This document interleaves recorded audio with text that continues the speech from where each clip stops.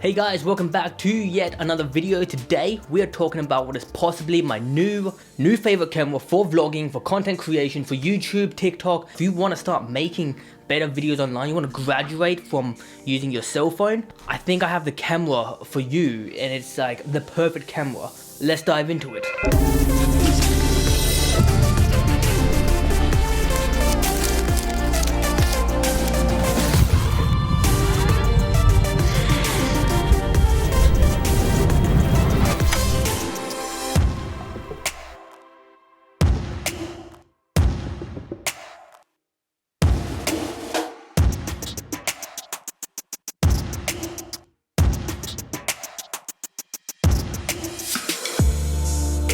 Okay, so the camera that we are going to be talking about today is the Canon R50V.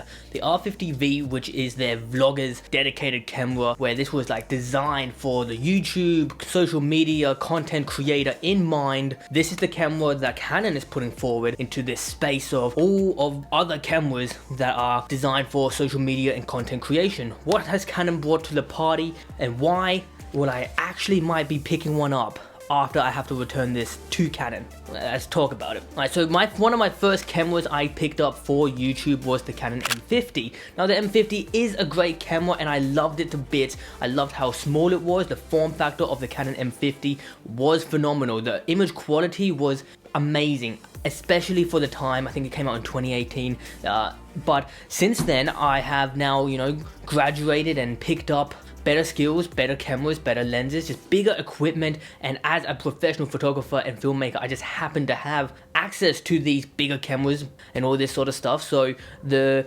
expectation I have from what my cameras can give me, the ceiling has risen, the ceiling has been expanded upon. I expect a certain type of image quality and quality out of my YouTube videos and of my videos in general, just the content that I make, that the M50 and similar cameras of that nature in the entry-level category just didn't suit my shooting style. That is until today with the R50V. So let's quickly go through the specs and why I think it rivals, or at least can kind of worth consideration, especially as someone who shoots with an R5 and R6. I'm currently filming this on an R5C, so I've got access to nice cameras, and you're probably wondering why would I ever want to pick up a $1,500 camera. So let's first start off with the price. I know I just said we'll start off with the specs, but let's start off with the price. This is a 1,500 Australian dollar camera. That's a good price, especially when we do get into the specs. This thing is shooting 4K 10-bit 422 color. That's really invaluable in a camera, especially at this price point. In theory, this camera is outputting the same high quality footage that my R5 and R6 is capable of, that be at a smaller sensor size, but it's still doing the same gamma, same 4Ks. It's still got your higher bit depth video, so it does seem to compete in a lot of ways. And looking back over the footage, I fully agree. I wouldn't have no issues picking one of these up and using it as a B cam or as a C cam to my R5 and my R6 on professional work. But where this thing really shines is in the fact that it was designed for vloggers and content creators, and that is where the ergonomics kind of come into play. So it has your flip out screen, as we are now pretty much all accustomed to. You're a vlogger, you're filming yourself, so you're having to see yourself framed up, composed, get all your framing right. A flip out screen just makes that super handy. Now that's pretty standard in 2025. I think most cameras have a flip out screen, but what most cameras don't have is one of these, is a record button on the front of the camera. Why is that important? You're vlogging, camera's out in front of you. I vlog with my left hand because if I vlog with my right hand, sometimes it puts the screen on the wrong side, or a side harder for me to see myself, or sometimes my hand just gets in the way. So I vlog with my left hand, and then if I want to hit record, instead of having to reach up to the top where the record button typically is, and it still is over here, I can just reach up to the side and click the front button and it starts recording. And I know it starts recording because there's a tally light and the UI makes it super obvious that I'm recording. I don't want to tell you how many times I've started recording, I've gone out, said a few lines, done a whole bit, and then I stop recording just to find out that I've started recording. I don't want to talk about how often that's happened, but it has happened. Now that you have a tally light and the UI makes it super obvious, it has a red border around the screen when you are recording, it's so obvious, you're not going to miss it. You're not going to accidentally stop recording and then start talking thinking you hit record. You're definitely going to know you're recording. Another great thing about this camera is this part over here. As you can see on the grip, you have a vertical tripod mount. So let's say you're going out to do a vlog or to make a video and you're doing it for Instagram, Reels, or just vertical content in general. You can now mount your camera vertically to a tripod, get your flip out screen, do your vlog, talk to the camera. Hey guys, today we're talking about cameras in a vertical aspect. Then of course, if you need to set the camera up, it's set up, it's now in a vertical position. You don't need to buy an L bracket for this. This is just built in. And again, for the content creator, for the person who's making online, this is one of those features that as a pro photographer and filmmaker, this isn't the most compelling reason to buy a camera, but it's nice to know that it has this feature, that it kind of puts it more in line with cinema cameras. Cinema cameras have mounting points all over the place. You can get cages and really rig out a cinema camera, but this, honestly, this camera has more in common with a cinema camera than my R5 and my R6, because those cameras are photo cameras first that just happen to do really good video. This is a video camera first, and that is made very obvious by the mode dial at the very top. As you can see by the mode dial, it has more video modes and video functions on the dial and one camera option. So that points out that this camera is clearly aimed at video. So another way that this compares to the Canon cinema cameras is that it has your S and F mode, your slow and fast motion. This is where you can tell the camera we're shooting 50 frames a second, but I want you to automatically convert it to 25. It'll slow down that 50 frames a second, that 4K 50 with a crop. It'll slow down that 50 frames a second video into 25, so when you do get it into editing, it's already slowed down. You don't need to do that in post-production. The camera's already slowed that footage down. Same with the 100 frames a second at 1080p. You can do 100 frames a second, 1080p. It'll automatically slow it down in the camera, or you can just shoot 100 frames a second natively in the camera and it won't slow it down. This is something that the R5 and R6 don't do, and it's typically only found in Canon cinema lineup, and now I guess the R5 II and the R1. It's giving you way more video options that you just didn't get with any entry-level Canon camera that was dedicated for photography, or even the pro bodies, which again were more dedicated towards photography. This is such a video focused camera. Another cool part about S and F is not only is it for slow, it's also for fast. So if you want to do a time lapse, you can do a time lapse. You can set it up 1 frame a second, 2 frames,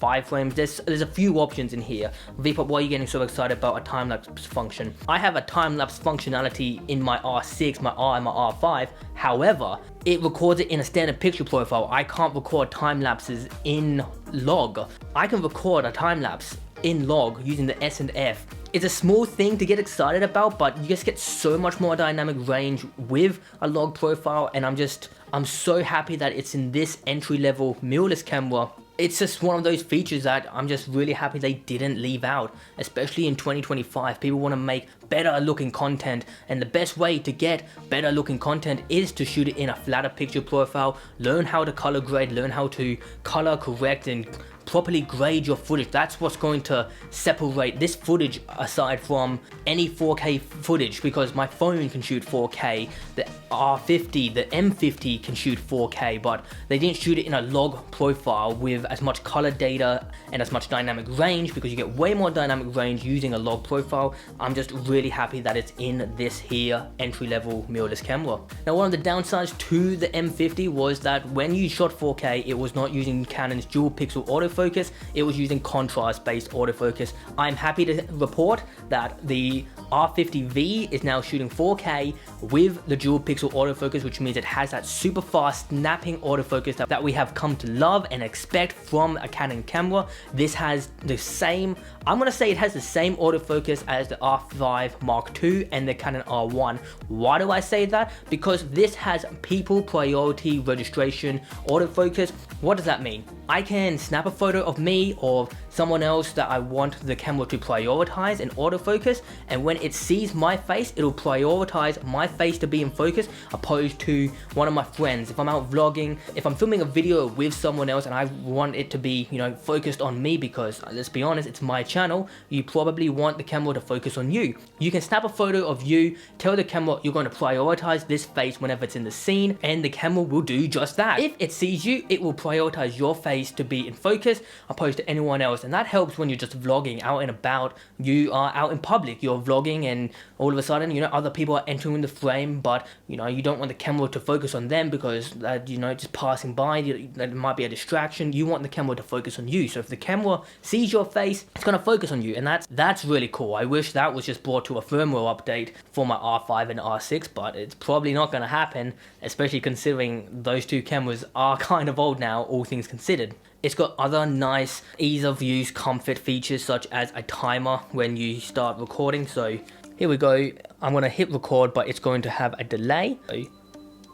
That's a 2-second delay before the camera starts recording, and essentially that just helps when you are recording a video and you want to set the camera up, run back to your spot. You don't want the camera to start recording immediately, and there you go, you can see the tally light has turned on to indicate that you are recording. Another cool feature about this camera, and this, well, first of all, disclaimer, I haven't actually tested this feature as of yet. I've only had this camera for a few days, and I'm not much of a streamer. I don't do live streams. I don't do that sort of content. It's not for me. But another cool feature in theory of this camera is that you can connect it to the Canon app on your phone, and you can actually start a live stream using this camera through your phone. Now again, I haven't actually tested this feature myself, so I can't tell you exactly how it works or how well it works. Just on paper alone, that is a really cool idea of a feature, and if it, you know, works, more power to all the people who are streaming and all the people who do live streaming and that sort of content. You can now use an actual mirrorless camera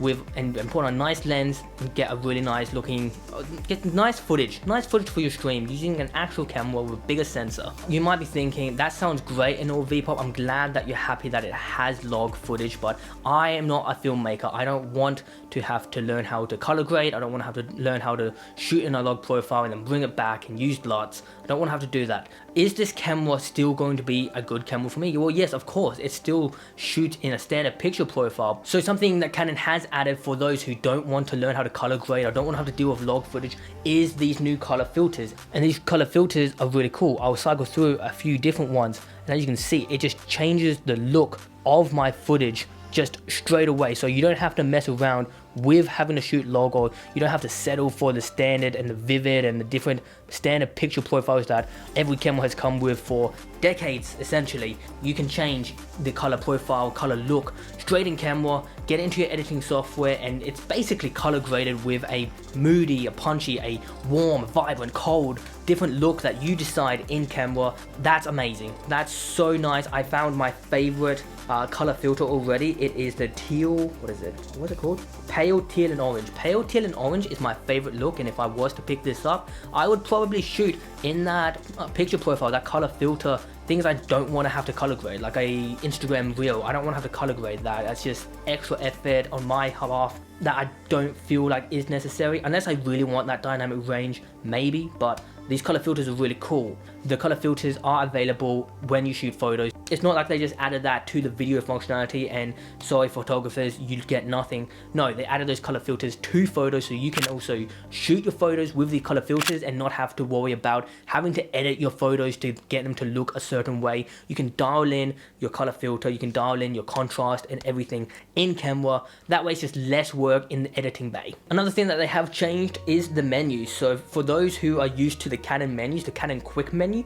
they've changed it. So here we are on the back. If we enter the quick menu, you can see it's now all on the side, and then you scroll through and there's all your different options to change. I'm not sure if I like that personally, but I mean, it's a nice change, I guess, because then everything's right here next to your thumb. You're thumbing through, you can change everything, and then when you're vlogging, I guess it's nice that everything is just on the side here, and it's not obstructing too much of your view, I guess. It's not, yeah, it's not taking up all of that, but that's just a different change, a change that they've made, and I'm not sure if I like it. But what is a nice change to the UI is that when you do rotate the camera to do vertical shooting, the whole UI changes. So when you go back to landscape, it's all landscape. You go to vertical, it's all vertical. So that's a nice change that they've made to this camera, and it's again harking back to the fact that this camera was designed for YouTubers, content creators. Everything about this camera is just so thought out for that kind of tool. I think there's a right camera for everything. As much as I love my R5 and my R6, they are just way too big and heavy to be vlogging comfortably. I still do it because I just want the best quality footage out of my cameras, and I want my YouTube videos to look the best so I can be shooting log and have better dynamic range. I can use the nice lenses on it. They're heavy. They're honestly super heavy, and I don't hate it, but it's a pain having to carry that around. When I can probably pack something like this, a smaller prime lens and a small microphone, and that takes up the same amount of space as just one body and one lens, that's phenomenal. Heck, I could probably even leave the microphone at home. I've discovered that this microphone, while it's not as good as a dedicated shotgun mic or on-camera mic, it is good enough to get me out of a pinch. I was vlogging a little bit at Glenelg, and some clips were with the microphone, some clips were without. I can definitely hear the difference. However, these microphones in a pinch, if you left it at home, or if you want to pack extra light, you don't want to pack a mic, even if it is the Rode Micro. That's what I want to see. I want to test the audio in the R50V. The microphone's built in. Apparently are pretty good. I've heard the V1's really good. I want to see what the R50V's like, and after that, built-in mics are going to get you by in, I guess, 90% of what you're going to be needing. Okay, but to put money where my mouth is, I'm going to switch over to the R50V after shooting on the Canon R5C. Now, I will be shooting in a log profile, so they will both be color graded to as similar as possible, as similar grades that I can get them, but it shouldn't be too hard. Again, they're both shooting C-Log 3, so it shouldn't be too hard to match those footage. So I'm going to put my money where my mouth is. I'm going to snap my fingers, will be on the R50V, and you can just judge for yourself. How does it look in a studio environment in my office? How does it compare? Does it compare to R5 and R6 and R5C? Does it compare to a bigger full frame mirrorless camera, or am I just yapping on and just don't know what I'm talking about, and you're like, oh, this is not it? So we're going to switch over to the R50V now.